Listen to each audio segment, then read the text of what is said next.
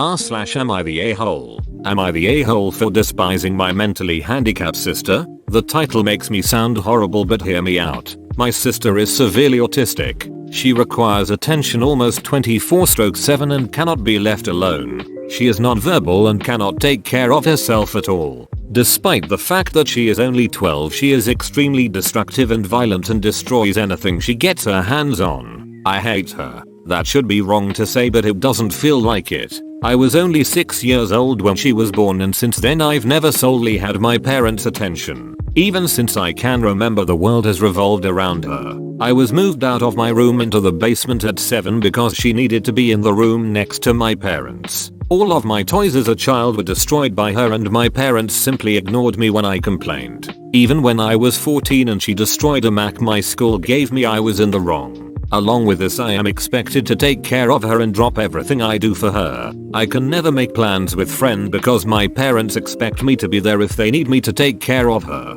Even when I do somehow get time to myself, I am required to leave if they need me. If I do not, then I am punished. The recent example of this is when I went to see the new Spider-Man movie and was grounded because I turned my phone off in the theater. It seems as if I am nothing more than a slave to them, and anything involving her simply overshadows me. This last week I was chosen to give a speech at a school event. I was so excited, and my parents promised to be there, but they never showed and claimed it was because of my sister. Anytime anything like this happens for me, they are too busy with her. NTA. These are perfectly legitimate and understandable feelings. You have done nothing to sign up for taking care of another human being. It's not like she's your kid, and that was wrong of your dad to joke about, because it sounds like he probably is really thinking along those lines. Be honest with your parents about how you feel. Make clear that it's insane that you're expected to be a full-time babysitter, grounded for no phone in a theater. That's ducking bullshit. Hey, autistic guy here. Can confirm that OP is NTA here. I can totally get this situation from OP. I know this is taboo, but we aren't pets and we shouldn't just be thrown around like, okay, you'll take care of him now. No. If you don't wanna take care of us, fine. But don't throw us in someone's hands without even asking us first. Our friendship, and life is based around trust. It takes time to build up a friendship relationship in general with people, for us. More than anyone else does. I just hate all of the taboo out there in the world about us autists. It just shouldn't even be taboo. I'm sorry for the rant. I just felt like I wanted to clear things up since I've seen more and more posts on all kinds of subreddits noticing the hate towards us. We're kind people. Well, I am an internet troll, so please exclude me, lol. And except for some bad rotten apples, of course. Please don't see us as an item or an entity that's just there. We need care, but we don't need to get treated differently. And we definitely don't need attention 24/7. Edit. Obviously most do need attention 24/7 due to 24/7 impulsive behavior and contagious meltdowns. It sucks, but it's needed. The attention. But not forced attention like what happens to OP. I'm also getting way too much attention in my family, and I'm obviously noticing it annoys some of my other family members' siblings. I keep saying it to my parent, but she just won't listen to it, lol. That's also a taboo. We can see others' emotions, feelings. We do understand emotions, feelings, troubles. We're just having a hard time with it, that is all. RLSTF, you alright. Enough blabbering. Conclusion. OP should not be expected to be able to take care for someone severely autistic out of nowhere and is not the a-hole. But we're talking about someone with severe autism, so like, ignore half of what I just said. I really hope mostly parents are reading this and will learn from this. Please. I really started some controversy here. I'm sorry. NTA kid. I hope you go to college far away from home. Later in life, make sure your parents understand that you won't be taking responsibility, so they better have care and funding in place. Go far away, procure job far away, and stay far away. NTA. If you can, go to college far away, time away and on your own to be just, you'll be good for you. Because I think your dad was only half joking. At some time you will want to have a conversation that they need to plan for the care of your sister in the future, and make it clear that it is not you, especially if you feel the same way as you do now. I'm really sorry your parents didn't handle this better, and I hope that one day your anger moves away from your sister. 2. Oh, but they will make sure to heavily guilt trip OP to look after his sister, which I'm afraid he'll come around even he hates her now. Yeah, be aware that this will happen. You telling them that you won't be spending what's left of your life after their passing caring for your adult sister will likely cause a rift, especially considering their lack of awareness of the situation already.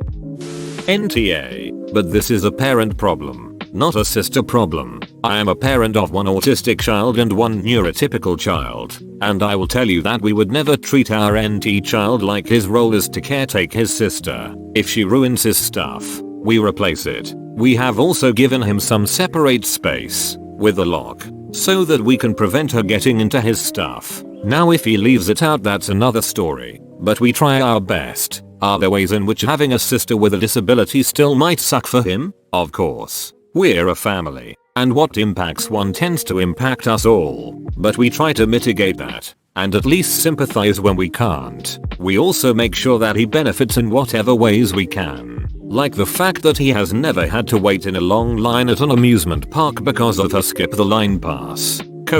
It sounds like you parents haven't done any of this, and have, in fact, made everything worse for you. That is not your sister's fault. She can't help who she is, and at only 12, she is still learning and growing, and you may still have a great relationship once you are both adults. Your parents, on the other hand, should have done better by you. The brunt of your anger belongs on them. I feel so bad for you. Your parents need to plan for your sister. She isn't your responsibility. They also need current qualified caretaking and whatever aid that they can get. A kid is supposed to be growing up. It sounds like they lean on you too much. Some is fine but not a lot.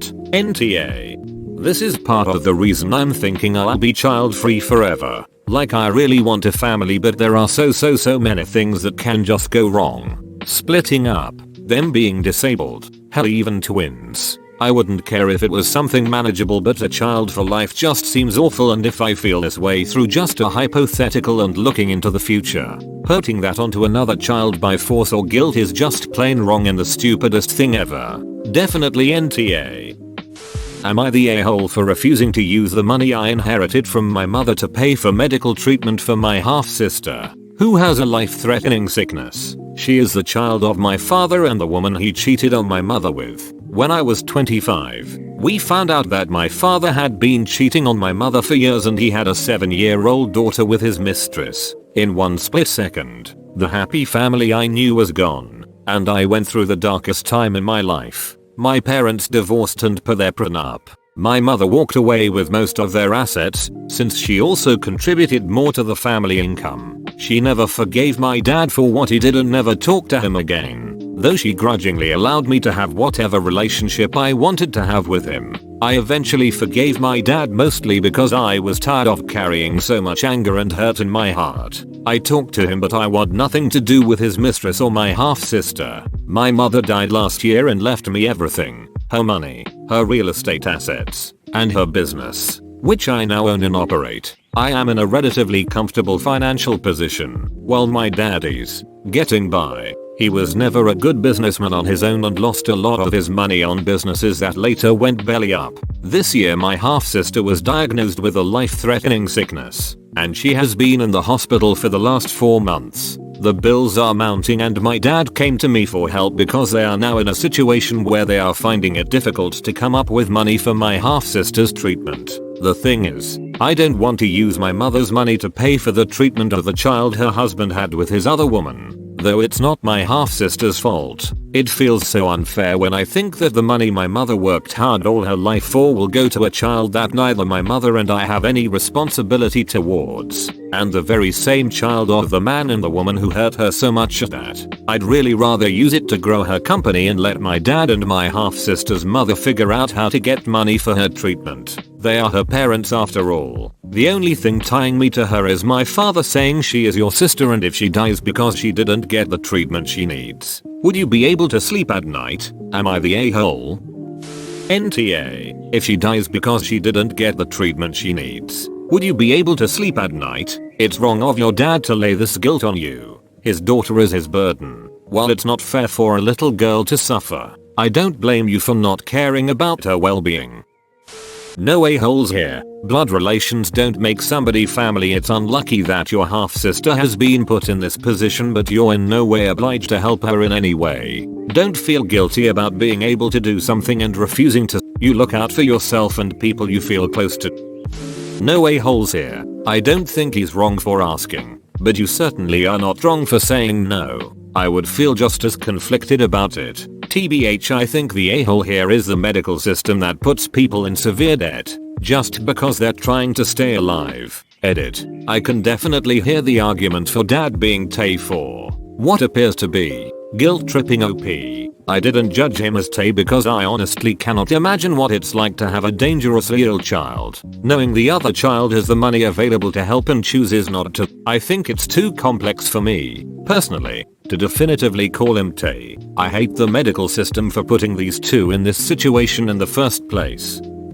NTA, and I'm so sorry you're in this position. It's shameful your father is putting this burden on your shoulders. I imagine he is scared for your half-sister's life and desperate to find a life-saving solution. Still very inappropriate and unfair to you, though. What a heavy situation. Have you talked to a therapist? NTA. Your dad cheated on your mother and now wants to guilt trip you into caring for a child that he helped create? Your dad, the guy who ruined his marriage and pretty much any good relationship with you? It's sad for the little girl, but you have no obligation to her, and unfortunately that's the reality. She's not someone you know, I assume, or ever had any relationship with.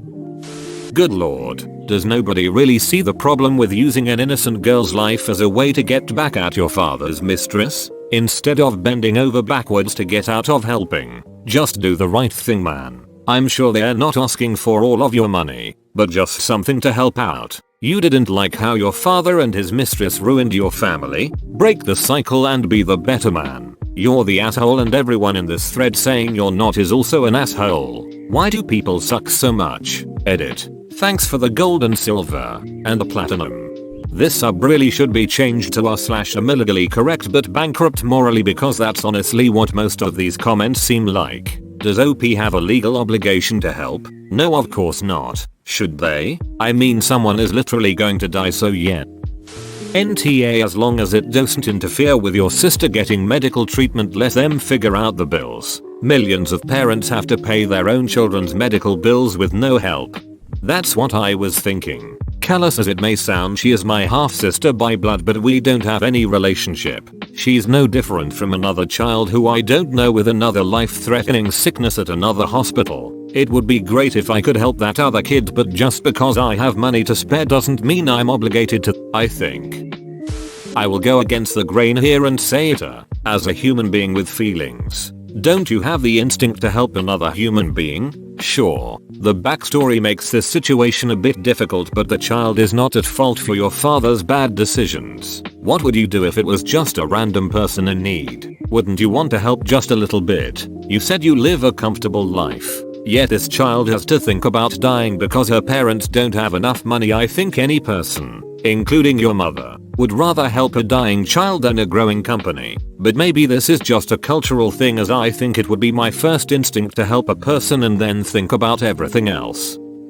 NTA. The money was left to you by your mother. I doubt she'd want it to be used on the child or the two people that upturned her life. Also, if it's a life-threatening illness, she could still die even if you did foot the presumably very large bills. It's understandable-ish that your dad would ask, but to manipulate you into feeling like whatever happens now to be your fault is so messed up.